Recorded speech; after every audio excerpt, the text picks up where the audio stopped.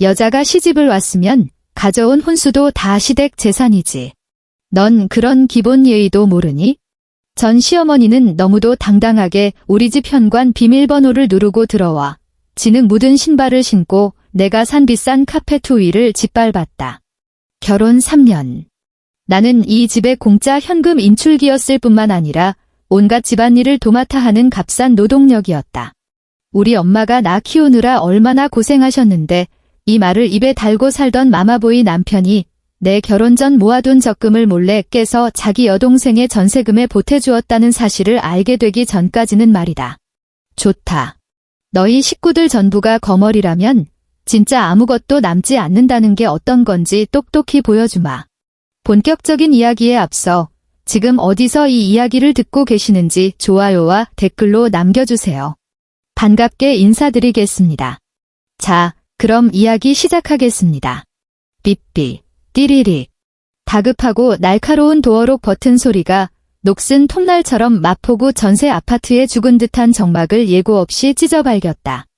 나는 컴퓨터 앞에 앉아 마지막 UI 디자인 시안을 수정하고 있었다. 마우스를 쥐고 있던 오른손이 그 익숙한 알림음이 울리는 순간 허공에서 굳어버렸다. 집게 손가락 끝은 여전히 마우스 왼쪽 버튼에 닿아 있었지만 너무 꽉 쥔 탓에 관절이 부자연스러울 정도로 하얗게 질려 있었다.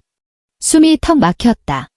가슴속 심장이 마치 차가운 소나기에 꽉 움켜쥐어진 듯 한 번씩 뛸 때마다 둔탁한 메아리가 울렸다. 현관에 센서 등이 켜졌다. 불투명한 유리문을 투과한 눈부신 하얀 불빛이 거실 마룻바닥 위로 길고 약간 뚱뚱한 검은 그림자를 길게 늘어뜨렸다. 노크도, 미리 걸려온 전화도, 심지어 아주 기본적인 인사말조차 없었다. 신발 밑창이 마룻바닥을 거칠게 긁는 스윽스윽 소리와 함께 시어머니 강순이 여사가 흙먼지가 약간 묻은 낡은 운동화를 신은 채 쿵쾅거리며 거실로 성큼성큼 걸어 들어왔다. 곧바로 푹 삭힌 마늘 간장 냄새가 공기 중에 진동했다. 시어머니의 손에 들려있던 흠집이 잔뜩 난 플라스틱 반찬통 몇 개에서 풍겨나오는 냄새였다. 아이고, 집구석에 웬 매캐한 냄새가 이리 나. 창문 하나 열 줄을 몰라? 우리 민재 퇴근하고 오면 숨이나 제대로 쉬겠어? 시어머니는 내 쪽으로는 눈길 한 번 주지 않은 채 혼잣말을 중얼거리며 곧장 주방으로 향했다. 그곳은 내 구역이었다. 내가 결혼 전 받았던 보너스를 모아 산 은회색 메탈 소재의 양문형 냉장고가 지금 그곳에 조용히 서 있었다. 나는 천천히 자리에서 일어났다. 오랫동안 앉아 있었던 데다 갑작스러운 긴장감까지 더해져 허벅지 안쪽 근육이 파르르 떨렸다. 마른 침을 꿀꺽 삼키며 억지로 목구멍에서 소리를 짜내 최대한 평온한 목소리를 내보려 애썼다. 어머님, 갑자기 어쩐 일이세요? 우리 아들 냉장고에 먹을 것 좀 있나 보러 왔다. 시어머니가 냉장고 문을 확 열어젖히자 차가운 냉기가 쏟아져 나와 그녀의 얼굴을 덮쳤다. 시어머니의 두 손은 마치 정밀한 외과 수술이라도 하듯 빠르고 거칠게 냉장실 안의 밀폐 용기들을 하나하나 파헤치기 시작했다. 유리 반찬통들이 부딪히며 달그락거리는 날카로운 소리가 났다. 갑자기 그녀의 손놀림이 멈추더니 냉장실 맨 아래 칸에 있던 고급스러운 검은색 종이 상자에 시선이 꽂혔다. 그건 어제 내가 백화점 지하 식품관에서 큰맘 먹고 사온 최고급 1플러스 등급 한우였다. 오늘 저녁 우리의 결혼 3주년을 기념해 민재에게 구워줄 생각이었다. 시어머니의 앙상한 손가락이 그 검은색 종이 상자를 낚아챘다. 손톱이 상자 표면을 긁으며 찌익하는 소름 끼치는 소리를 냈다. 그녀는 겉면에 붙은 가격표를 가자미 눈을 뜨고 확인하더니 입꼬리를 확 내리며 얼굴에 주름을 한데 구겼다.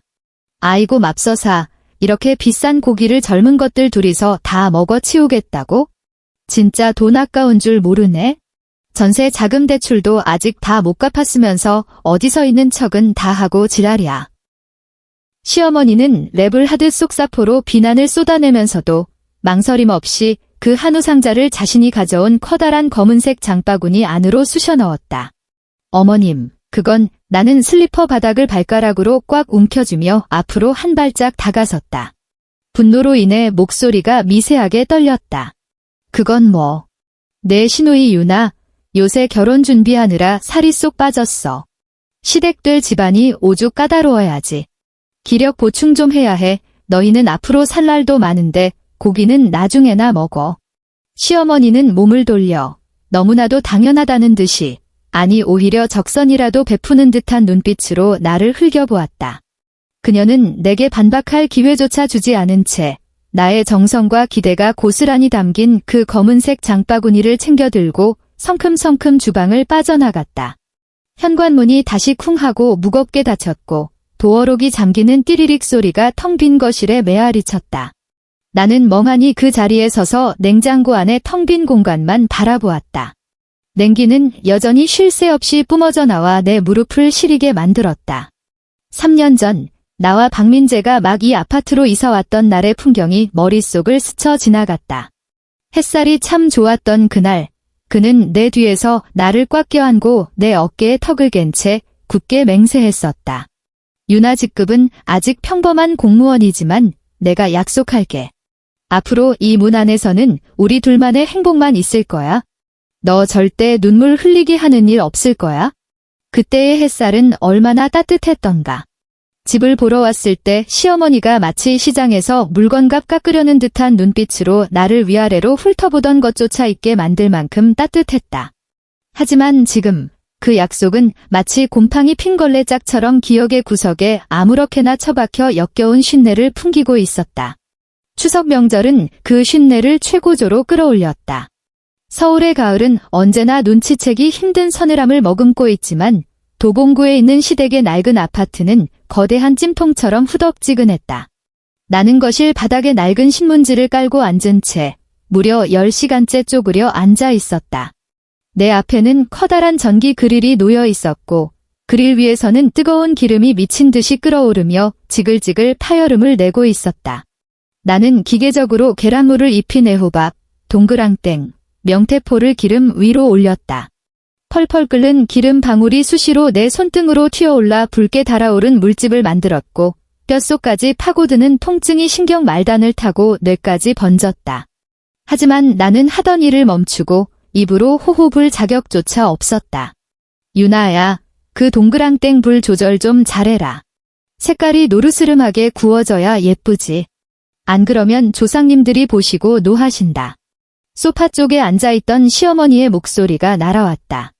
마치 높은 곳에 군림하는 지휘관 같은 오만함이 묻어 있었다. 나는 고개를 들지 않고 어금니만 꽉 깨물었다.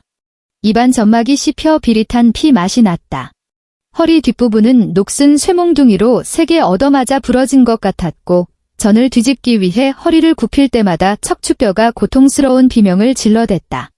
장시간 쪼그려 앉아있던 탓에 두 다리는 감각을 완전히 상실했고 무릎 쪽에서만 수만 마리의 개미가 갉아먹는 듯한 찌릿함이 전해져 왔다. 거실 반대편에서는 텔레비전에서 시끄러운 명절 특집 프로그램이 흘러나오고 있었다. 내 남편 박민재, 나를 절대 울리지 않겠다던 그 남자는 소파 쿠션에 기대어 아주 편안한 자세로 늘어져 있었다. 그의 손에는 얼음이 가득 담긴 얼음물 한 잔이 들려 있었다. 투명한 유리잔 겉면에는 촘촘하게 물방울이 맺혀 있었고 얼음이 물속에서 부딪히며 달그락거리는 청아한 소리를 냈다. 그 소리는 기름 냄새와 땀 냄새로 진동하는 이 거실에서 너무나도 이질적이고 귀에 거슬렸다. 시누이 박유나는 그의 옆에 앉아 고개를 푹 숙인 채 스마트폰 자판을 미친 듯이 두드리고 있었다. 그러다 가끔 고개를 들어 포크로 갓 썰어낸 멜론 조각을 찍어 입에 쏙 집어넣었다. 새언니, 표정이 왜 그렇게 썩었어요? 유나가 갑자기 스마트폰을 내려놓고 애교스럽지만 가시가 돋친 목소리로 말했다. 명절 대낮부터 그렇게 똥 씹은 표정을 하고 있으면 남들이 보면 우리 집안에서 언니 핍박이라도 하는 줄 알겠네. 나무 뒤집개를 쥐고 있던 내 손이 멈칫했다. 뒤집개 끝이 전기 그릴의 코팅면을 긁으며 끼익하는 날카로운 소리를 냈다. 민재가 미간을 찌푸리더니 들고 있던 얼음물 잔을 거실 테이블 위에 쾅 하고 소리나게 내려놓았다. 유리잔 바닥과 유리 상판이 부딪히며 둔탁한 파열음이 울렸다. 최유나, 표정 관리 좀 못해. 오늘 제사 모시는 좋은 날인데 그 뚱한 표정은 누구 보라고 짓는 거야? 어른들 마음 불편하시게. 그의 말투에는 짜증과 질책이 가득했다. 마치 내가 그들 집안의 제사상을 차리기 위해 10시간 동안 기름 냄새를 맡으며 고생한 아내가 아니라 큰 잘못을 저지른 하녀라도 되는 것 같았다. 나무를 다듬으며 거들고 있던 친척 아주머니들이 일제히 대화를 멈췄다. 그녀들은 의미심장한 눈빛을 주고받더니 목소리를 낮춰 수군거리기 시작했다. 요즘 젊은 며느리들은 참 유난이야. 제사밥 좀 차린다고 저렇게 티를 내니? 내 말이. 민재가 국가직 공무원인데 저 정도면 감지덕지 시집 온 거지. 고마운 줄을 몰라요. 그 자잘하고 가시 돋친 뒷말들이 마치 똥파리 떼처럼 내 귓가에서 윙윙거렸다. 나는 천천히 고개를 들었다. 매캐하게 피어오르는 기름 연기 너머로 불쾌감에 일그러진 민재의 얼굴이 보였다. 눈이 빠질 듯이 뻑뻑하고 아팠지만 눈물은 단 한 방울도 나지 않았다. 나는 그저 그를 뚫어지게 바라보았다. 그가 다시 얼음물 잔을 집어들고 고개를 젖혀 모글대를 크게 꿀떡이며 그 차갑고 시린 물을 단숨에 들이켜는 모습을 지켜보았다. 그 순간 나는 깨달았다. 지난 10시간 동안 내 몸에 밴 이 지독한 기름 냄새가 내 옷을 망쳤을 뿐만 아니라 이 결혼 생활에 남아있던 마지막 환상까지 새카맣게 태워버렸다는 것을. 운명이 무너져 내리는 데는 대단한 굉음이 필요하지 않았다. 종이 몇 장이면 충분했다.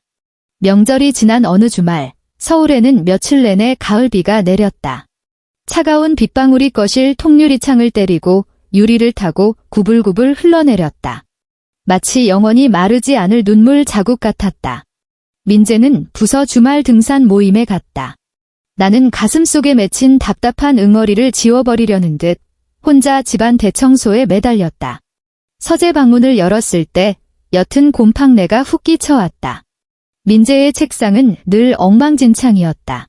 구청에서 받아온 각종 서류와 홍보책자들이 산더미처럼 쌓여 있었다.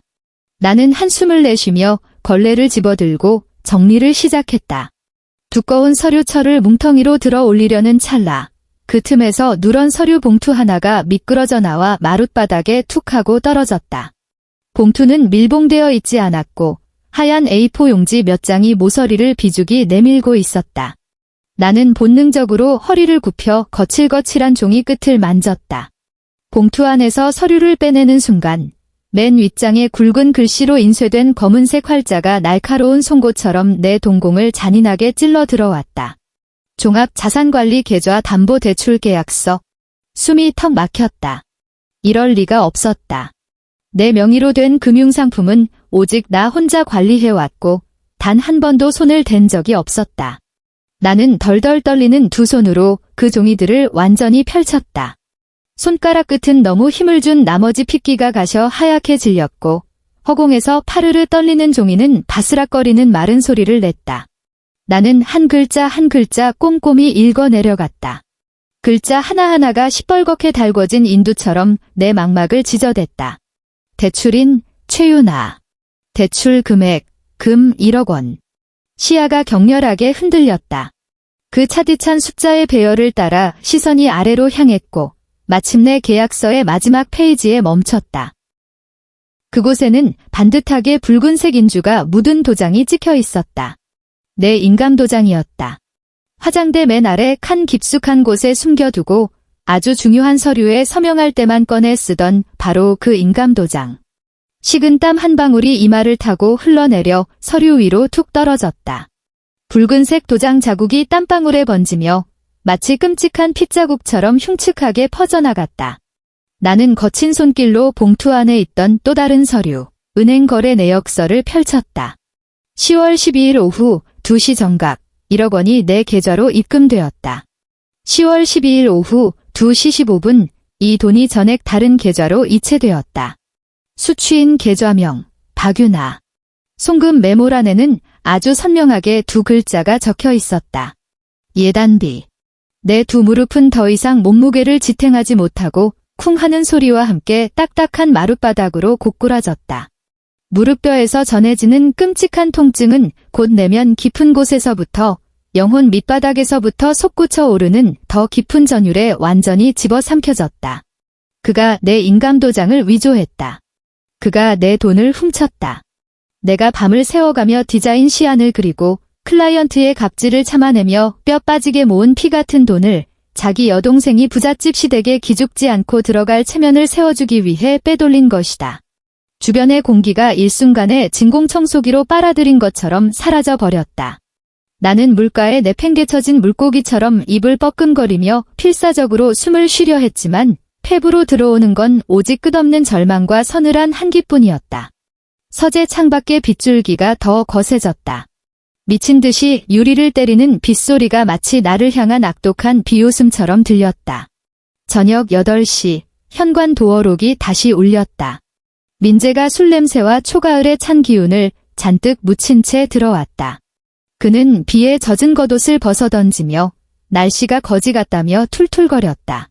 나는 내가 직접 골랐던 이탈리아산 천연 가죽 소파에 꼿꼿하게 허리를 세우고 앉아 두 손을 무릎 위에 꽉 쥐고 있었다. 내 앞에 유리 테이블 위에는 그 대출 계약서와 은행 거래 내역서가 가지런히 놓여 있었다. 그는 슬리퍼로 갈아 신고 뻐근한 어깨를 주무르며 거실로 걸어 들어오다 무심코 테이블 위를 쓱 훑어보았다. 그리고 그 순간 마치 동상이라도 된 듯 뻣뻣하게 굳어버렸다. 그의 얼굴에 피어오르던 술기운은 0.1초 만에 흔적도 없이 사라졌고 그 자리에는 들통났다는 당혹감이 번졌다. 하지만 그 당혹감은 아주 찰나였고 곧바로 적반하장식의 억지스러운 강경함이 얼굴을 뒤덮었다. 너 내 서책상 뒤졌어. 그는 목소리를 8톤쯤 높이며 선수쳐서 나를 비난하는 것으로 자신의 알량한 속내를 감추려 들었다. 나는 천천히 자리에서 일어났다.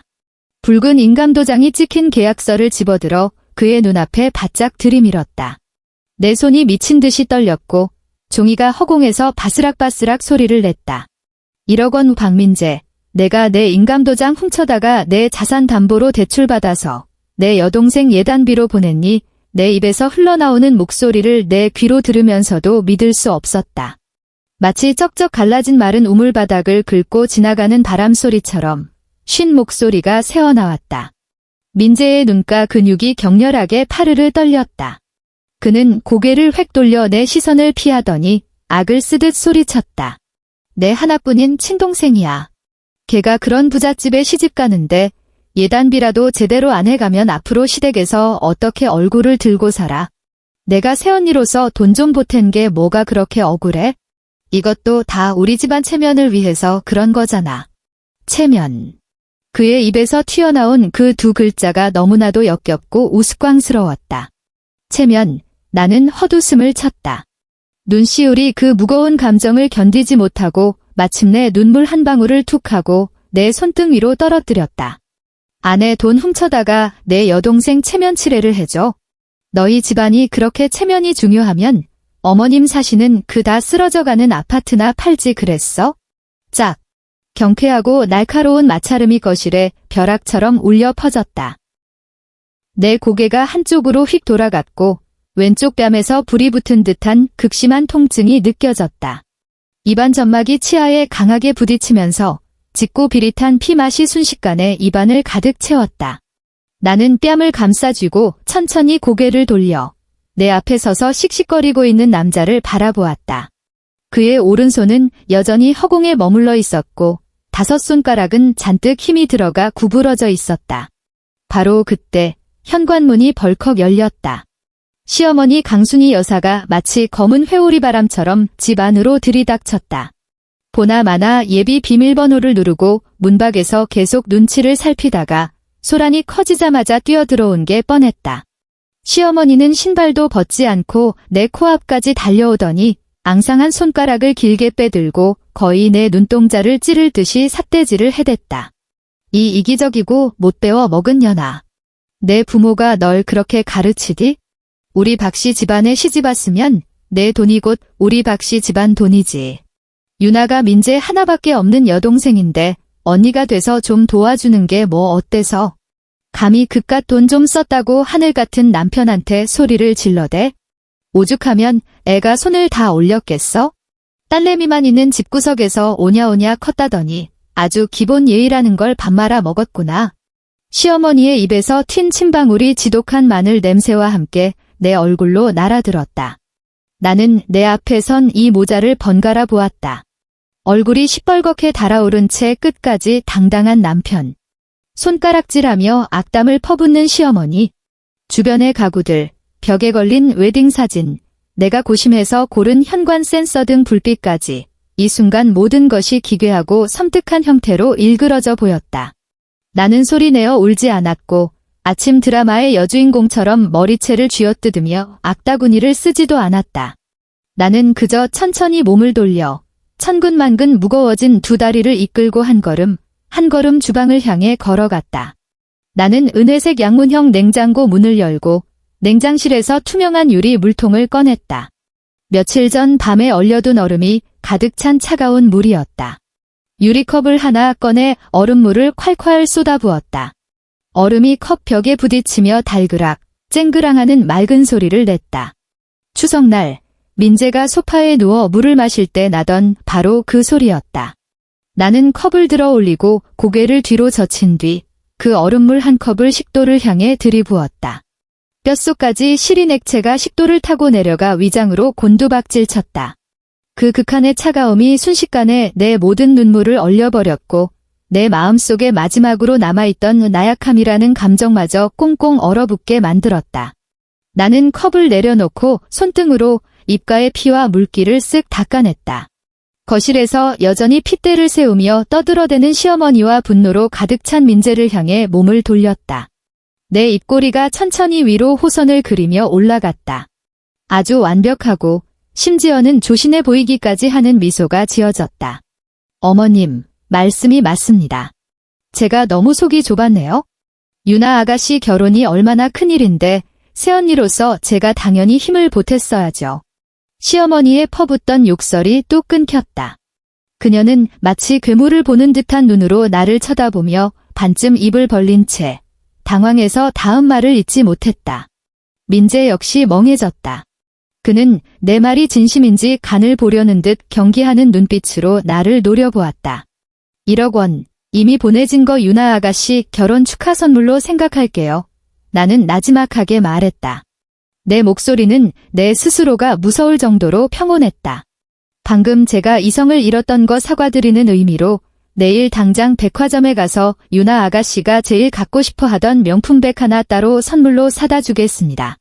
그들 모자의 얼굴에 서서히 떠오르던 당혹감과 의심이 결국 탐욕과 득의양양함으로 바뀌는 과정을 나는 똑똑히 지켜보았다. 내 깊은 내면 속에서는 이미 죽음 같은 정막이 흐르는 빙원이 소리 없이 세력을 넓혀가고 있었다. 그 후 보름 동안 나는 흠잡을 데 없이 완벽한 아내이자 싹싹한 며느리 연기를 완벽하게 해냈다. 그 1억 원 대출금에 대해서는 2번 다시 입에 올리지 않았을 뿐만 아니라 실제로 청담동에 있는 중고 명품숍에 가서 수백만 원을 주고 상태가 A급인 가품 에르메스 가방을 사서 유나의 두 손에 직접 쥐어주었다. 그 가짜 명품백을 품에 안고 시어머니 앞에서 우쭐대는 유나의 꼴같자는 얼굴을 보면서도 나는 그저 미소를 지으며 시원한 얼음물을 한 잔 따라주었을 뿐이다. 하지만 그들이 보지 못하는 어둠 속에서는 아주 정밀한 복수의 톱니바퀴가 맹렬하게 돌아가고 있었다. 서초동, 이혼 재산 분할 소송을 전문으로 하는 대형 로펌. 공기 중에는 고급 가죽 소파 냄새와 갓 내린 원두커피 향이 섞여 있었다. 나는 널찍한 천연 가죽 소파에 앉아 맞춤형 슈트를 입은 맞은편 변호사 앞으로 묵직한 서류철 하나를 밀어주었다. 이 변호사님, 이게 제 모든 패입니다. 그 서류철 안에는 내가 지난 3년 동안 개미가 먹이를 물어나르듯 아주 조금씩 치밀하게 모아둔 증거들이 들어있었다. 혼수 명목으로 결제했던 모든 신용카드 영수증 원본들, 시어머니가 가장 좋아하던 그 양문형 냉장고, 민재가 매일 밤 게임을 하던 OLED 초박형 TV, 주방의 식기세척기, 심지어 화장실에 설치된 최고급 비데까지. 모든 영수증의 결제자란에는 최윤아라는 이름이 박혀 있었다. 그뿐만이 아니었다. 최근 3년간의 내 은행 계좌 거래 내역서도 빠짐없이 들어있었다. 이 전세 아파트의 계약자가 비록 박민재 명의로 되어 있지만 전세 보증금의 70%는 내 개인 계좌에서 송금되었다는 아주 명백한 증거였다. 그리고 가장 핵심적인 서류. 민재가 내 인감도장을 위조해서 받은 대출 계약서의 고화질 복사본과 그날 밤 그가 긴감도장 훔쳐서 내가 찍은 거다라고 제 입으로 자백했던 내용을 몰래 녹음해둔 USB 파일. 이 변호사는 콧등 위로 흘러내린 금태 안경을 치켜올리며 그 서류들을 빠르게 훑어내렸다. 처음에는 직업적인 차분함을 유지하던 그의 눈빛이 점점 예리하게 번뜩였다. 최 선생님, 이 인감도장 위조 건은 사문서 위조 및 행사, 그리고 사기죄에 해당할 만큼 중대한 사안입니다. 형사 고소를 진행하게 되면 남편분은 실형을 피하기 어려울 뿐만 아니라 공무원직에서도 파면당할 확률이 100%입니다. 알고 있습니다. 나는 소파 등받이에 몸을 깊숙이 기대며 무거운 서류 뭉치를 옮기느라 붉게 자국이 남은 손목을 반대편 손가락으로 가볍게 문질렀다. 하지만 전 그 인간이 감옥에 가는 걸 원치 않아요. 전 그 인간이 재산 분할 한 푼 없이 빈털터리로 이 집에서 스스로 기어나가게 만들 겁니다. 일주일 뒤 저녁, 나는 민재의 코앞에 협의 이혼 의사 확인서와 재산 분할 청구권 포기 각서를 던지듯 내려놓았다. 그는 두 장의 서류를 번갈아 보더니 잠시 얼빠진 표정을 짓다가 이내 픽 하고 비웃음을 흘렸다. 최윤아, 너 또 무슨 생떼를 쓰는 거야? 고작 그 1억 원 때문에 이혼하자고? 너 나이 35이야. 이혼하고 나면 뭐 내가 퍽이나 좋은 놈 만날 수 있을 것 같아. 나는 대꾸조차 하지 않고 묵묵히 스마트폰을 꺼내 오디오 파일 하나를 재생했다. 내 하나뿐인 친동생이야. 내가 새언니로서 돈 좀 보탠 게 뭐가 그렇게 억울해? 내가 내 인감도장 좀 가져다 찍은 게 대수냐고. 민재의 뻔뻔한 목소리가 고요한 거실 안을 쩌렁쩌렁하게 채웠다. 아주 선명한 음질이었다. 그의 얼굴에 피어있던 비웃음이 순식간에 얼어붙었고 입술이 통제 불능 상태로 바들바들 떨리기 시작했다. 그는 소파에서 용수철처럼 튀어올라 내 스마트폰을 낚아채려 들었다. 나는 뒤로 한 발짝 물러서서 그를 차갑게 내려다보았다. 박민재. 이 녹음 파일 복사본 이미 내 변호사한테 다 넘어갔어. 내가 오늘 당장 이 두 서류에 도장 안 찍으면 내일 아침 출근하자마자 이 녹음 파일이랑 인감도장 위조 증거들이 너희 구청 감사실 책상 위에 올라가 있을 거야. 금융사기에 타인 재산 무단 횡령. 내 그 알량한 철밥통 과연 지켜낼 수 있을까? 그의 얼굴은 핏기가 싹 가셔 시체처럼 새하얗게 질려버렸고 이마에는 식은땀이 비 오듯 쏟아졌다. 그는 공무원 조직이 얼마나 그런 스캔들에 가혹한지 누구보다 잘 알고 있었다. 한 번이라도 이런 형사 범죄 이력이 남으면 그의 인생은 그야말로 시궁창에 처박히는 거였다. 너, 이 독사 같은 년.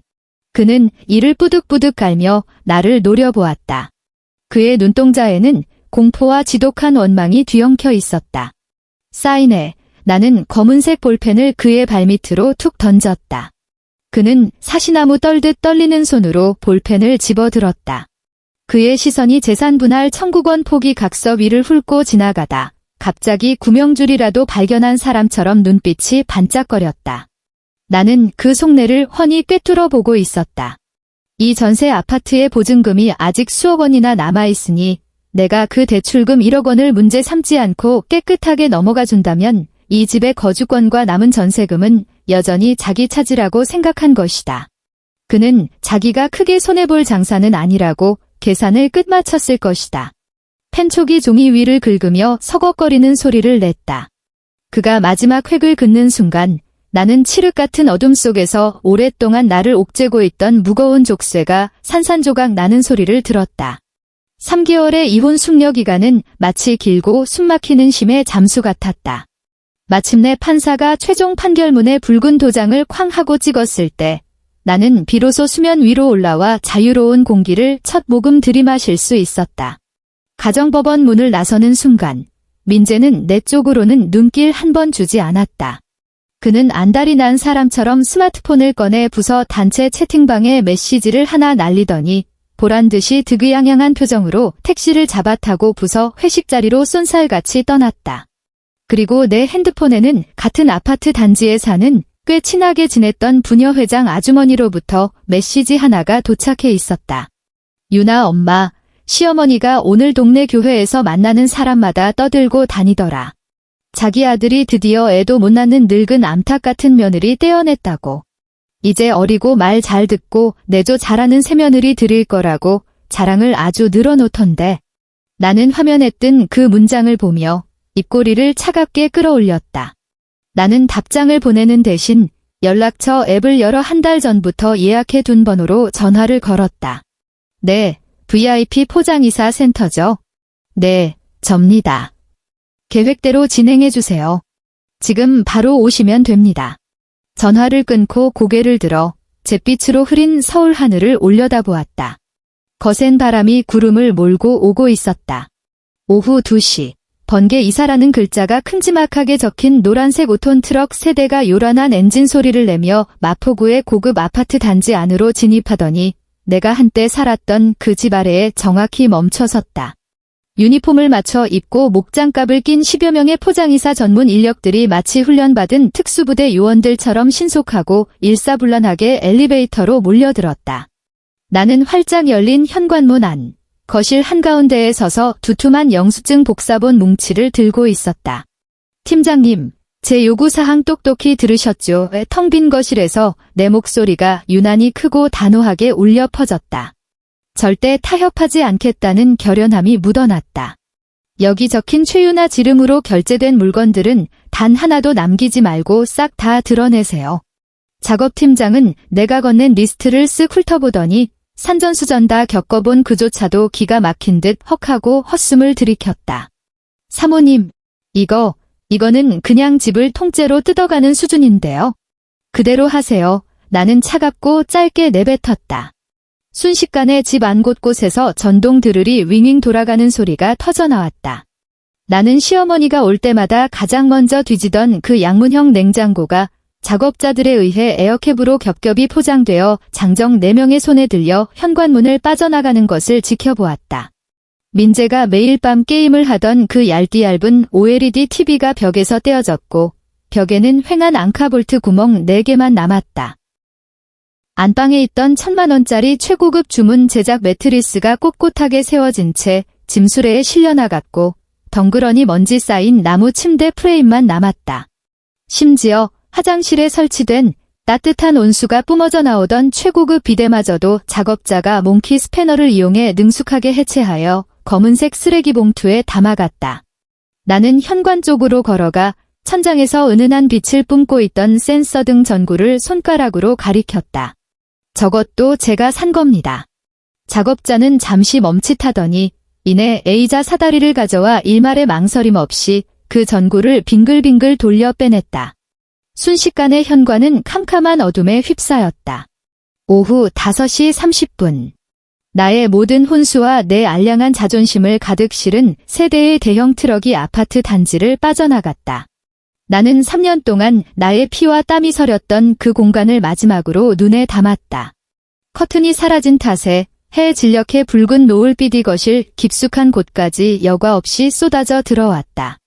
그 빛은 가구가 빠져나가며 벽지에 남은 짙고 옅은 변색 자국들을 적나라하게 비추었다. 집안은 숨소리조차 메아리가 되어 돌아올 만큼 텅 비어 있었다. 마치 내장까지 모조리 적출당해 껍데기만 남은 거대한 시체 같았다. 나는 문을 가만히 닫았다. 띠리리릭, 철컥. 도어록이 나를 위해 마지막으로 잠기는 소리를 냈다. 저녁 7시. 강순희 여사는 싸구려 배추가 잔뜩 담긴 비닐봉지 2개를 양손에 든 채 땀을 뻘뻘 흘리며 엘리베이터에서 내렸다. 그녀는 오늘따라 마트 배추값이 금값이라며 투덜거리면서 아주 익숙한 손놀림으로 도어록 커버를 밀어 올렸다. 띠리리릭, 철컥. 문이 열렸다. 하지만 현관 센서 등은 켜지지 않았다. 그녀는 미간을 찌푸린 채 어둠 속에서 더듬거리며 벽에 붙은 스위치를 찾았다. 탁 하는 소리와 함께 거실 천장등이 켜졌다. 그 순간 강순희의 동공이 지진이라도 난 듯 격렬하게 흔들렸다. 손에 들려있던 비닐봉지가 툭 하는 둔탁한 소리와 함께 바닥으로 내동댕이 쳐졌고 찢어진 비닐 틈으로 시뻘건 김칫국물이 벌거벗은 마룻바닥 위로 흥건하게 흘러나왔다. 그녀의 눈앞에 펼쳐진 것은 숨소리조차 메아리가 되어 쩌렁쩌렁 울릴 만큼 텅 비어버린 그야말로 시멘트 맨바닥이나 다름없는 공간이었다. 소파도 없었고 텔레비전도 없었으며 냉장고도 없었다. 심지어 창문에 달려있던 커튼조차 흔적도 없이 사라지고 없었다. 꽉 닫히지 않은 창문 틈새로 황량한 맞바람이 휑하니 불어들어와 바닥에 구르던 먼지 몇 톨을 흩날렸다.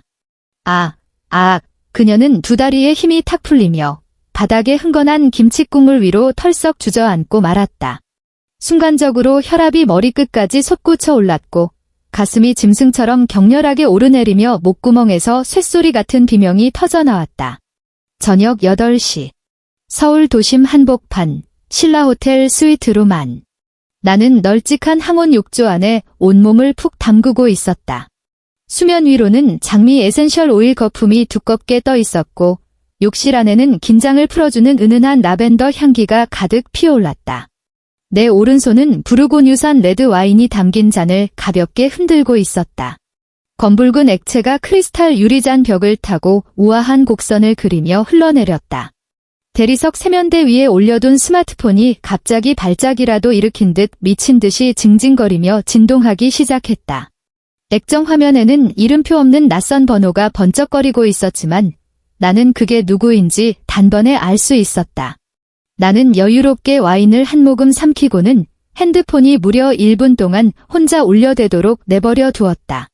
그러고 나서야 물기 젖은 왼손을 뻗어 통화 버튼을 스와이프하고 스피커폰 모드로 전환했다. 야, 채윤아. 이 천하의 능지처참할 독사 같은 년아. 집구석에 어떻게 짐이 하나도 없어? 내가 우리 집 물건들 다 어디다 빼돌렸어? 너 미쳤어. 극도의 분노와 공포로 형편없이 갈라진 강순이 여사의 짐승 같은 포효가 널찍한 욕실 안에서 쩌렁쩌렁 터져나갔다. 그 소리는 욕조 안에서 찰랑거리는 물소리마저 완전히 집어삼킬 만큼 컸다. 나는 천장에 매달린 눈부신 크리스탈 샹들리에를 올려다보며 입꼬리를 천천히 말아 올려 나른한 미소를 지었다. 아주머니, 나는 아주 낯설고 심지어는 약간 의아하다는 듯한 말투로 마이크를 향해 나지막하게 속삭였다. 누구신데요? 전화 잘못 거신 것 같네요. 너 인연이. 전화기 너머에서 헉하고 숨을 들이켜는 소리와 함께 우당탕탕 무언가 부딪히는 소리가 요란하게 들려왔다. 별일 없으시면 이만 끊겠습니다. 오늘 밤 푹 주무시길 바랄게요. 내 엄지손가락이 화면의 빨간색 종료 버튼 위에서 잠시 맴돌다 손가락 끝이 차가운 액정 유리에 가볍게 닿았다. 화면 속 빨간색 종료 버튼이 서서히 어두워지더니 이내 완벽한 칠흑 속으로 사라졌다. 나는 스마트폰을 대리석 세면대 위에 툭 하고 대충 던져놓았다. 핸드폰 뒷면이 차가운 대리석 상판과 부딪히며 탁 하는 둔탁한 소리를 냈다. 나는 천천히 몸을 미끄러뜨려 따뜻한 목욕물이 내 어깨를 덮고 턱끝을 지나 마침내 귓불 바로 아래에서 찰랑거릴 때까지 깊숙이 잠수했다. 수면 위로는 짙은 라벤더 향을 내뿜는 하얀 거품들이 두껍게 떠 있었다. 나는 두 눈을 감고 숨을 깊게 들이마셨다. 비싸고 평온한 향기가 폐부 깊숙한 곳까지 꽉 채워졌다. 귓가에는 물이 가볍게 출렁이는 소리와 방금 전 통화에서 극도의 공포에 질려 찢어질 듯 내지르던 강순이 여사의 짐승 같은 비명소리의 잔향만이 아스라이 맴돌았다. 머릿속에 나도 모르게 3년 전 그 전세 아파트 계약서에 막 도장을 찍었을 때의 장면이 떠올랐다. 그날도 강순이 여사는 지금처럼 새가슴을 찌르는 듯한 날카로운 목소리로 텅 빈 거실 한가운데 서서 마치 장군이라도 된 듯 나에게 훈계를 늘어놓았다. 유나야, 우리 민재가 명색이 번듯한 국가직 공무원인데 이 집구석에 들어갈 가전제품은 무조건 제일 좋고 비싼 걸로 쫙 깔아야 한다. 특히 냉장고랑 TV는 말이야. 친척들 집들이 올 때 흠 잡히면 절대 안 되니까 명심해라. 내가 우리 집안에 시집을 왔으면 이깟 혼수 비용쯤은 아까워하면 안 되는 거야. 그때에 나는 혹여나 실수라도 할까 전전긍긍하는 바보 천치처럼 고개만 끄덕거렸다. 오직 그 잘난 가족이라는 껍데기를 채우기 위해, 그녀의 그 억지스러운 미소 한 번을 얻어내기 위해 내가 모아둔 전 재산을 털어넣고 심지어 신용카드 마이너스 통장까지 한도 끝까지 긁어댔었다. 하지만 지금 나는 내 손으로 꽉꽉 채워 넣었던 그 껍데기를 다시금 뼛속까지 시린 시멘트 박스로 되돌려 놓았다. 다음 날 이른 아침, 나를 단잠에서 깨운 것은 알람 소리가 아니라 핸드폰에 쉴 새 없이 울려대는 격렬한 진동이었다. 호텔의 거대한 통유리 창을 뚫고 쏟아져 들어온 아침 햇살이 새하얀 이불보 위로 부서지며 내 눈을 찌르듯 파고들었고 나는 무의식 중에 미간을 찌푸렸다. 나는 따뜻한 이불 밖으로 손을 뻗어 침대 옆 협탁에 놓인 핸드폰을 더듬어 찾았다. 액정 화면에는 끝자리가 0000으로 끝나는 낯선 유선 전화번호가 번쩍거리고 있었다. 나는 하룻밤 숙면으로 약간 잠긴 목을 가다듬고 통화 버튼을 누른 뒤 핸드폰을 귀에 바짝 가져다 댔다. 여보세요. 최윤아 씨 되십니까? 여기는 마포경찰서 경제범죄수사팀입니다. 전파를 타고 묵직하고 각 잡힌 남자의 목소리가 흘러나왔다. 내 심장이 본능적으로 철렁하고 내려앉았지만 곧바로 본래의 평온한 박동을 되찾았다. 나는 침대에서 몸을 일으켜 앉아 푹신한 베개를 허리 뒤에 받쳤다. 내 말투는 나 스스로가 놀랄 정도로 무서울 만큼 차분했다. 제가 최윤아입니다. 무슨 일이시죠? 다름이 아니라 오늘 새벽 박민재라는 남성분이 경찰서로 찾아와 신고를 접수했습니다. 최윤아 씨가 본인이 집을 비운 틈을 타 거주지 내에 있던 수천만 원 상당의 고가 가전제품과 가구들을 절도했다고 주장하고 계십니다. 조사에 협조를 좀 부탁드려야겠습니다. 형사가 말을 이어가는 그 짧은 틈새로 수학이 넘어 배경음처럼 깔리는 너무나도 익숙한 포효 소리가 선명하게 들려왔다. 형사님, 바로 저 여자예요. 저 미친 여자가 집안 물건을 전구 하나 안 남기고 싹 다 털어갔다고요. 이건 명백한 특수절도입니다. 당장 저 여자 잡아들여서 내 물건들 하나도 빠짐없이 다 토해내게 만들어주세요. 박민재였다. 밤을 꼴딱 새운 탓인지 형편없이 쉬어버린 목소리에는 그 알량한 체면을 모두 잃어버린 자의 바락 같은 히스테리가 잔뜩 뒤섞여 있었다.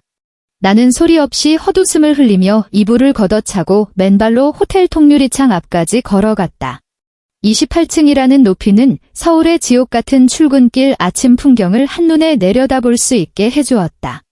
수많은 자동차가 광화문 광장 앞을 개미 떼처럼 느릿느릿 기어가고 있었다.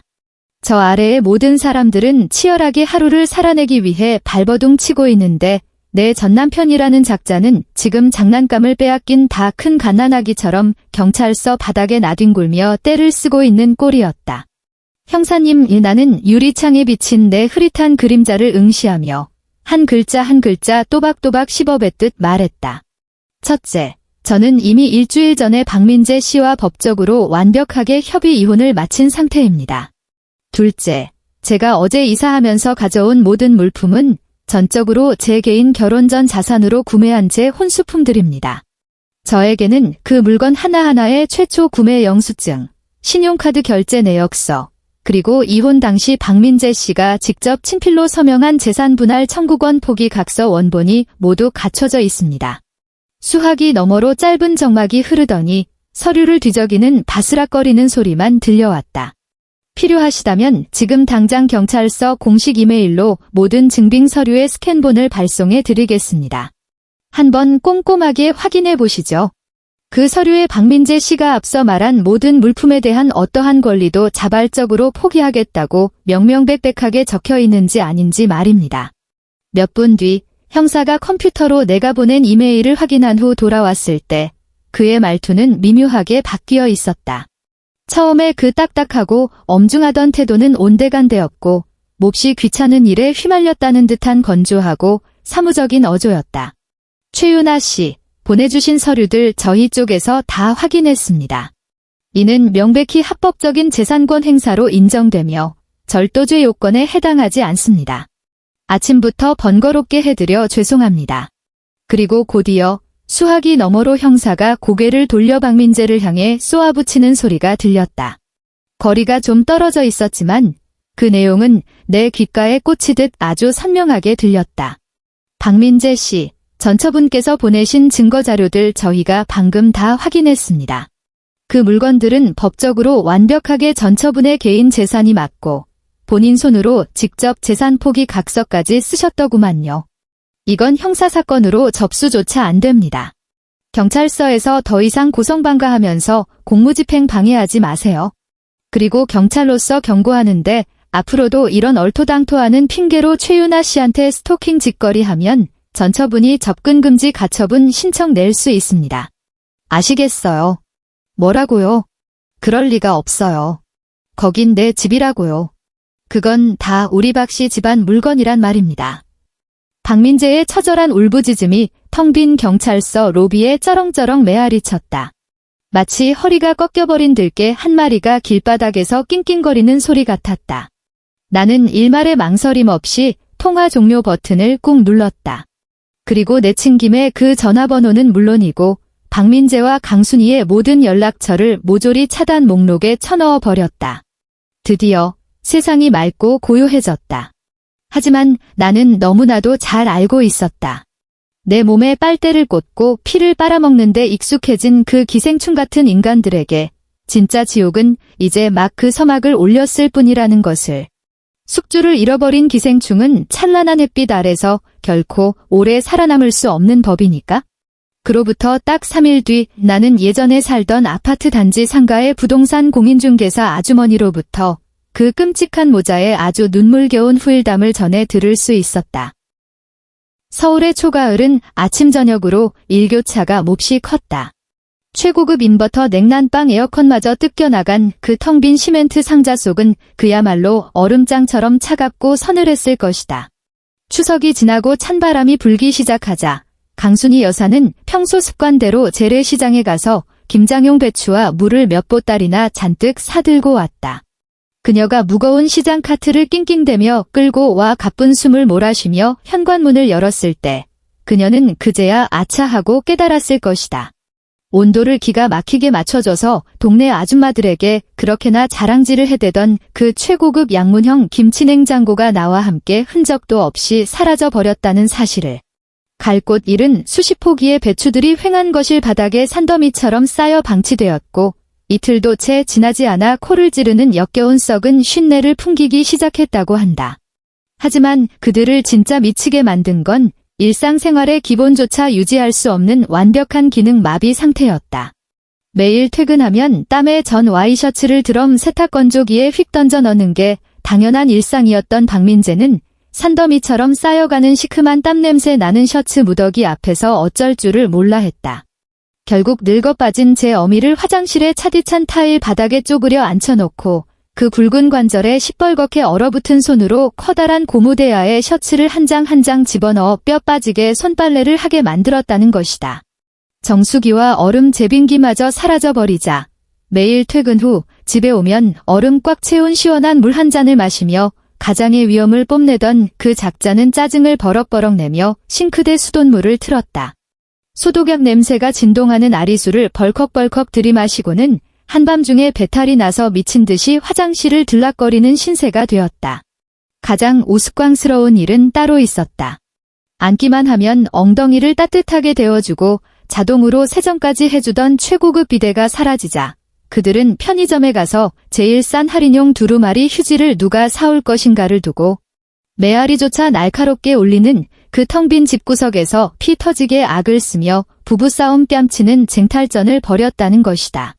너는 그깟 두루마리 휴지 하나 살 돈도 없냐? 내가 너를 어떻게 키웠는데 이 모양 이 꼴이야. 엄마. 내 월급 통장 예전에 다 유나한테 넘어가 있었고 지금 당장 매달 내야 하는 전세 자금 대출 이자만 수백만 원인데 내가 쓸 돈이 어디 있어? 엄마 매달 나오는 노령연금 있잖아. 부동산 아주머니는 카카오톡 메시지로 크크크크크를 하면 가득 도배해서 보냈다. 핸드폰 액정 너머로 아주머니의 꽃이다는 듯한 표정이 눈앞에 그려지는 듯했다. 나는 회사 1층에 있는 스타벅스 창가 자리에 앉아 샷을 2번이나 추가한 벤티 사이즈 아이스 아메리카노를 들고 있었다. 투명한 플라스틱 컵 표면에 맺힌 물방울들이 내 손가락 끝을 타고 스르륵 미끄러져 내렸다. 나는 빨대를 질겅질겅 씹으며 얼음장처럼 차갑고 쌉싸름한 액체가 식도를 타고 넘어가는 짜릿한 쾌감을 음미했다. 나도 모르게 입꼬리가 씩 하고 올라갔다. 하지만 이것만으로는 한참 부족했다. 나는 가방 안에서 빳빳한 새 서류 봉투 하나를 꺼냈다. 그 안에는 내가 사랑하는 시누이 박유나 아가씨를 위해 정성껏 준비한 결혼 축하 선물이 들어 있었다. 그 선물이라는 것은 내가 쥐어준 가짜 에르메스 배기 A급 짝퉁이라는 명품 감정서 한 장, 박민재가 내 인감도장을 훔쳐서 빚을 낸 대출계약서 복사본 한 장, 그리고 아주 극존칭을 써가며 세상에서 제일 겸손한 척하지만 읽다 보면 뼛속까지 피가 철철 흐르게 만드는 편지 한 통이었다. 편지의 수신인은 강남구 한복판에 있는 꽤 유명한 치과 병원 원장의 사모님, 즉 박윤아가 입에 침이 마르도록 자랑하고 다니던 그 잘난 예비 신랑의 어머니였다. 편지 안에서 나는 시댁 식구들에게 뼈골까지 다 빨리고 결국 맨몸으로 쫓겨난 불쌍하고 가련한 전처라는 완벽한 피해자 코스프레를 했다. 고귀하신 사모님께 엎드려 사죄를 올리며 그 잘난 사돈댁에서 보냈다는 빵빵한 예단비가 사실은 박민재가 금융사기를 치고 전처의 자산을 빼돌려 만든 끔찍한 작물이라는 사실을 아주 친절하게 설명해 두었다. 나는 봉투 입구에 풀칠을 단단히 하고 우표를 붙인 뒤 길모퉁이에 있는 빨간 우체통 안으로 미련 없이 툭 던져 넣었다. 우체통이 그 편지 봉투를 꿀꺽 삼키는 순간 내 귓가에는 무언가가 아주 경쾌하게 두 동강 나는 타여름이 들려오는 듯 했다. 아니나 다를까 48시간도 채 지나지 않아 거대한 폭풍이 휘몰아쳤다. 그날 오후 나는 모니터 앞에서 UI 화면의 채도를 조절하고 있었다. 책상 위에 올려둔 핸드폰 액정이 번쩍하고 빛났다. 발신자 번호 표시 제한으로 온 문자 메시지였지만 물음표와 느낌표가 도배되어 있고 맞춤법이 처참하게 파괴된 그 광기 어린 말투는 굳이 확인하지 않아도 박윤아 이외에는 지구상에 존재할 수 없었다. 최윤아, 이 찢어 죽일 미친년아. 너 대체 우리 예비 시어머니한테 무슨 개소리를 짓거린 거야? 그 집에서 오늘 아침에 사람 시켜서 우리가 보낸 예단비랑 예물들 대문 밖으로 다 집어 던졌잖아. 우리 집안 보고 사기꾼 집구석에 인성 쓰레기라면서 당장 파혼이래. 나 웨딩드레스 가봉까지 다 마쳤다고. 내년이 내 인생 다 망쳤어. 내가 너 진짜 죽여버릴 거야. 나는 맹독이 뚝뚝 떨어지는 듯한 그 활자들을 무표정하게 내려다보았다. 머릿속에서는 순식간에 추석 명절날의 한 장면이 재생되었다. 소파에 여우처럼 늘어져 앉아 포크로 멜론을 찍어 처먹으면서 그 혀 짧은 애교 섞인 뱀 같은 목소리로 내게 낯빛이 썩었다. 어른들 마음 불편하게 한다며 비아냥거리던 그 역겨운 낯짝. 나는 어떠한 답장도 하지 않았다. 그저 손가락으로 하면 우측 상단의 삭제 버튼을 가볍게 눌렀을 뿐이다. 그 메시지와 함께 그녀라는 존재 자체를 내 세상에서 완벽하게 증발시켜버렸다.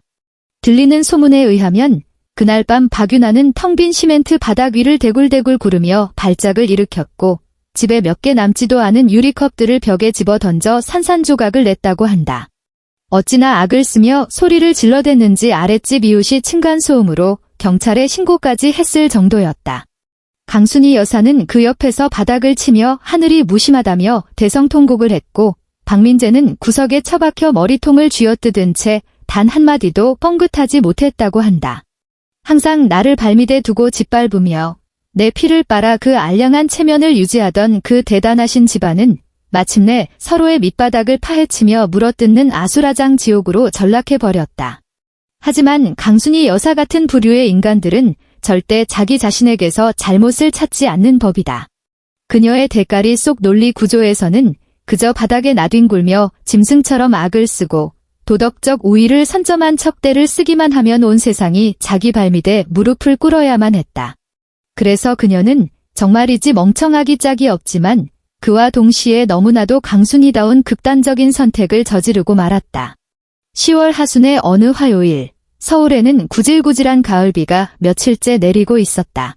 광화문 근처의 프라임 오피스 빌딩은 항상 중앙난방 에어컨 온도가 낮게 설정되어 서늘했다. 나는 단정한 베이지색 트렌치코트를 입고 갓 인쇄된 디자인 기획안을 한 손에 든 채 미팅을 위해 1층 메인 로비를 지나 옆 건물로 넘어갈 참이었다. 내가 엘리베이터에서 막발을 내딛는 그 찰나, 공습경보처럼 처절하고 날카로운 괴성이 로비의 평온함을 갈갈이 찢어놓았다.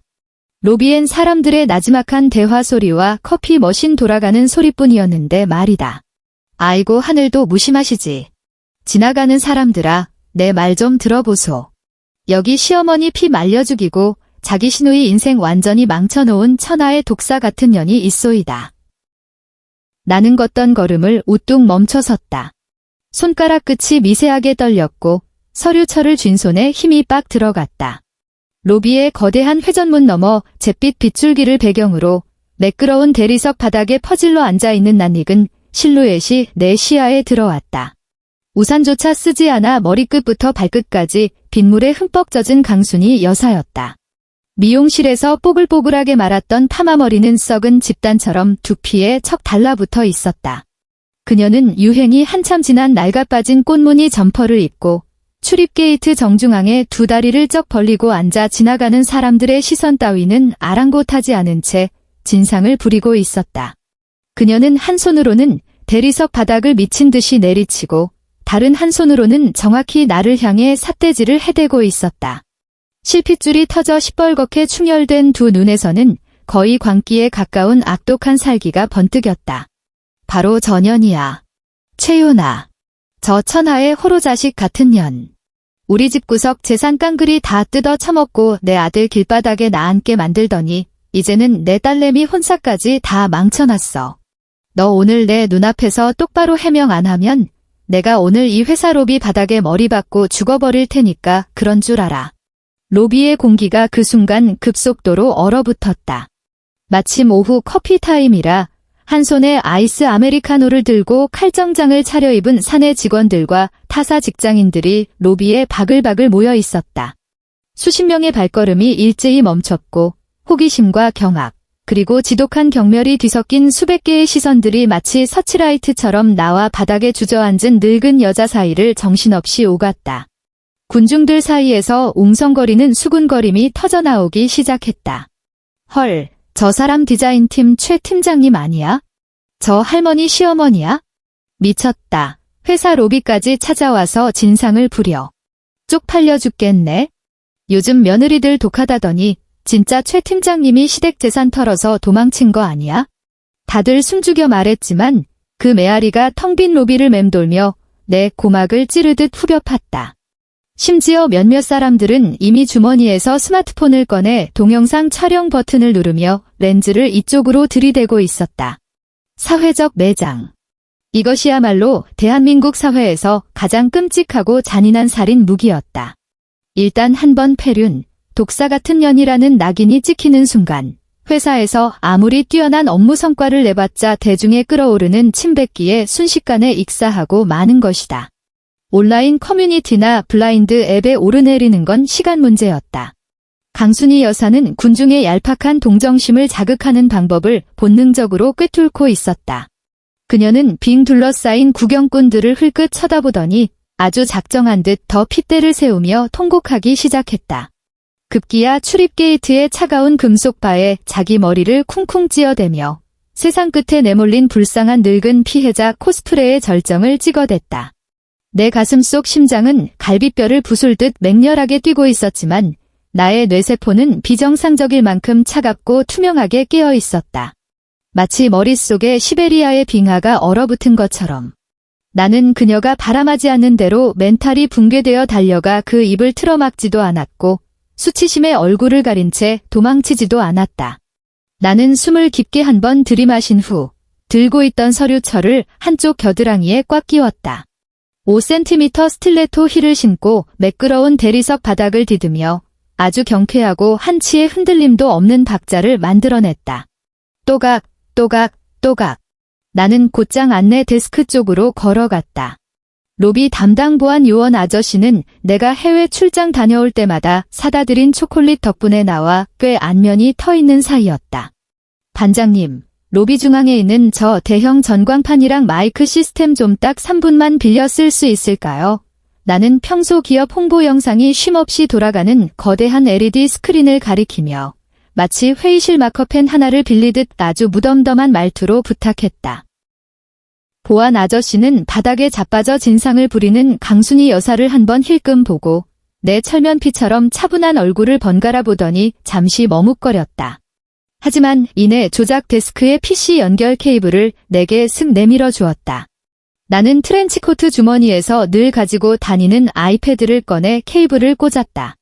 손가락이 액정 위를 빠르게 미끄러져 갔고 바탕화면에 진작부터 고이 모셔두었던 최종 심판이라는 이름의 폴더를 더블 클릭했다. 다음 순간 로비 정중앙을 떡하니 차지하고 있던 초대형 LED 스크린이 번쩍하더니 지루한 기업 홍보 영상이 뚝 끊겼다. 그 자리를 대신 채운 것은 모공까지 보일 정도로 초고화질로 스캔된 새빨간 은행 직인이 쾅 찍힌 계좌이체 확인증이었다. 스크린 화면 한가운데에 찍힌 1억 원이라는 숫자는 시뻘건색으로 하이라이트 처리가 되어 있어 쳐다보기 눈이 시릴 정도였다. 출금 의뢰인 최유나 금융상품담보대출. 입금 계좌주 박유나. 적요 예단비. 그와 동시에 로비 천장에 매립된 서라운드 스피커를 통해 귀청을 찢는 듯한 지독하게 표독스럽고 앙칼진 늙은 여자의 육성이 터져나왔다. 그 소리는 층고가 높은 텅 빈 로비 안에서 수십 배로 증폭되어 구경하던 모든 사람들의 고막을 윙윙거리게 만들었다. 이 이기적이고 못 배워 먹은 년아. 내 돈이 곧 우리 박씨 집안 돈이지. 유나가 민재 하나밖에 없는 여동생인데 언니가 돼서 좀 도와주는 게 뭐 어때서. 딸내미만 있는 집구석에서 오냐오냐 컸다더니 아주 기본 예의라는 걸 밥 말아 먹었구나. 곧이어 바통을 이어받듯 한치의 부끄러움도 없는 박민재의 당당한 짐승 같은 고함 소리가 울려 퍼졌다. 내 하나뿐인 친동생이야. 내가 내 인감도장 좀 가져다 대출받은 게 대수냐고. 이것도 다 우리 집안 체면을 위해서 그런 거잖아. 녹음 파일이 무한반복으로 재생되는 동안 스크린에는 위조된 인감도장이 찍힌 대출 계약서와 송금 내역서가 슬라이드쇼로 넘어갔다. 마치 육중한 해머가 허공을 갈라 지켜보던 구경꾼들의 뒤통수를 후려갈기는 듯한 타격감이었다. 로비에는 무덤 같은 정막이 내려앉았다. 낄낄거리며 내 사회적 무덤을 핸드폰 카메라로 찍어대려던 사람들의 팔이 허공에 뻣뻣하게 굳어버렸다. 웅성거리던 험담 소리는 숨을 참은 듯 일순간에 증발했고 그 자리엔 헉하고 경악하며 숨을 들이켜는 소리만이 팝콘 터지듯 곳곳에서 들려왔다. 미친 마누라 인감도장을 파서 시누이 예단비를 대출받았다고? 와, 저 할매 무슨 낯짝으로 지가 사기당했다고 로비에서 자빠져 오는 거야? 완전 지네 식구들이 며느리한테 빨대 꽂고 거머리짓 해놓고선. 소름 돋아. 완전 기생충 집구석이네. 저 남편 공무원이라며?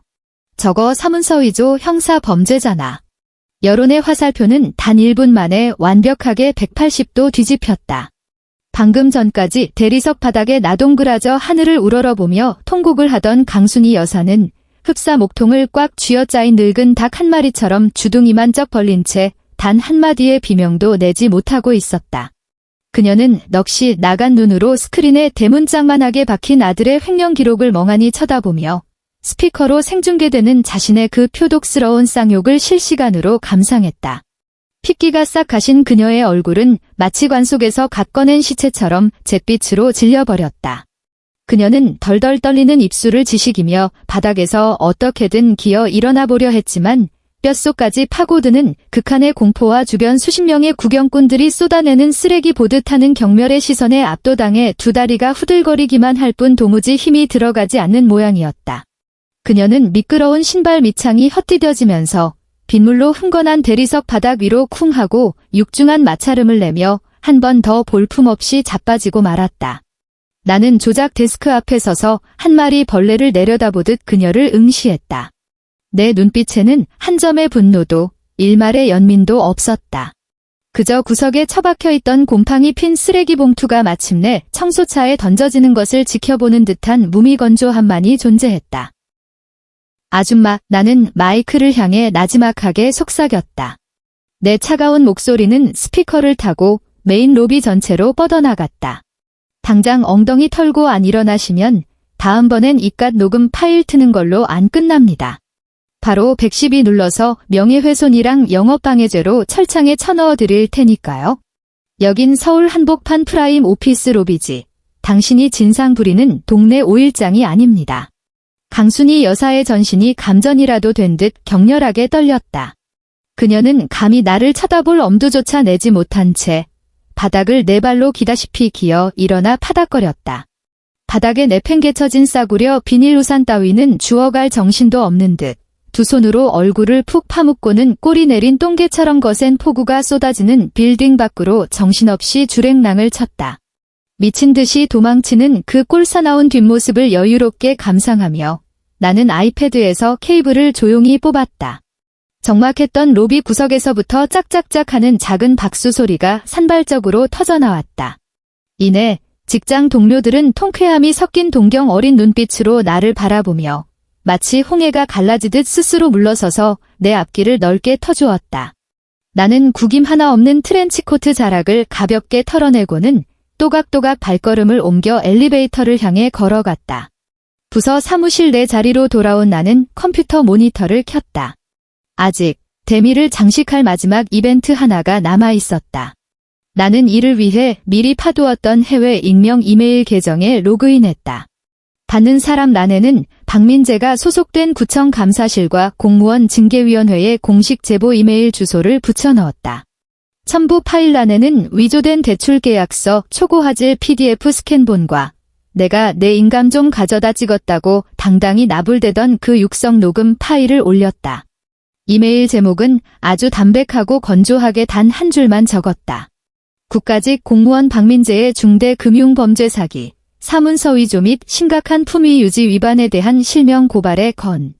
나는 마우스 커서를 쓱 밀어 파란색 보내기 버튼 위에 올려두었다. 검지 손가락에 힘을 주어 가볍게 클릭. 화면 정중앙의 초록색 체크 마크와 함께 팝업 창이 떠올랐다. 메일이 성공적으로 발송되었습니다. 나는 인체공학 의자 등받이에 몸을 깊숙이 파묻고 지난 3년이라는 지옥 같은 시간 동안 가슴속을 짓누르던 검붉은 탁기를 길게, 아주 길게 내뿜었다. 머리카락 한 올의 오차도 없는 완벽한 웹과 수술 끝에 마침내 내 삶을 갉아먹던 악성 종양 덩어리들을 모조리 도려낸 것이다. 그 후 보름 동안 상황은 내가 짠 판보다 훨씬 더 매끄럽게, 아니, 훨씬 더 처참하고 잔인하게 흘러갔다. 로펌의 이 변호사는 전화를 걸어와 통쾌한 소식을 전해주었다. 구청 징계위원회 측에서 그 제보 파일을 열어보자마자 즉각 특별 내부 감사를 실시했다는 것이다. 도저히 빠져나갈 구멍조차 없는 완벽한 인감 위조 증거와 실시간 대출 기록 앞에서 박민재는 입이 10개라도 할 말이 없었다. 명백한 금융범죄 사실과 공무원으로서 도저히 묵과할 수 없는 심각한 품위 손상. 그는 즉각 직위 해제 및 자택대기 발령 조치를 당했다. 따놓은 당상이라며 입방정을 떨고 다니던 과장급 승진 티겟은 그 자리에서 휴지 조각이 되어버렸고 나아가 파면이라는 최고 수위의 중징계와 함께 사법당국의 형사처벌까지 피할 수 없는 낭떠러지로 굴러떨어졌다. 대한민국 공무원이라는 그 무적의 방패막이가 깨져버리고 따박따박 들어오던 고정적인 고액 월급이 끊기자 박민재의 숨통을 조이던 자금줄은 순식간에 동강 나버렸다. 수백만 원에 달하는 전세 아파트 대출의 그 살인적인 이자를 백수가 된 그가 감당할 수 있을 리 만무했다. 불과 2달 만에 제1금융권은행은 가차없이 인내심을 거두고 얼음장 같은 서류 한 장과 함께 법원이 이미 경매 절차에 돌입해버렸다. 강순희 여사가 양반집 마님이라도 된 양계급의 상징으로 떠받들고 박민재가 친구들을 불러 모아 거들먹거리던 그 빌어먹을 마포구 아파트의 현관문 한가운데에 법원 집행관이 다녀가며 시뻘건 압류 딱지를 무자비하게 붙여놓았다. 그 새빨간 종이 쪼가리는 마치 저승사자의 부적과도 같았다. 이 거대한 서울 바닥에서 그들의 사회적 숨통이 완전히 끊어졌음을 알리는 처형 선고문이었다.